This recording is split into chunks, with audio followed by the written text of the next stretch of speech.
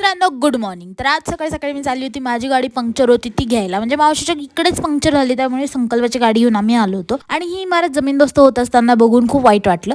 त्यानंतर आमची गाडी घेऊन, म्हणजे माझी गाडी घेऊन आम्ही गेलो ग्रेप एम्बेसीला. तिथे खाल्ली एकदम दाबून मिसळ. येताना एकदम सुस्ती आली होती, पण माझ्या डोळ्यात पुळी आली होती, त्याच्यामुळे मला पुळी म्हणजे काहीतरी होतं बाई, तर त्यातला आग होत होती म्हणून मी आय ड्रॉप घेऊन आले. आणि मग त्यानंतर बेबी हेअर्स जे बँक्स बनलेत ते मला अजिबात आवडत नाही, ते आता जास्त वाढत चालले, जे पोरी कट करून घेतात. त्यानंतर आमचे भाई जरा दुःखी सुखी होते, कारण आम्हाला बाहेर जायचं होतं, पण ते कन्फर्म नव्हतं त्यामुळे.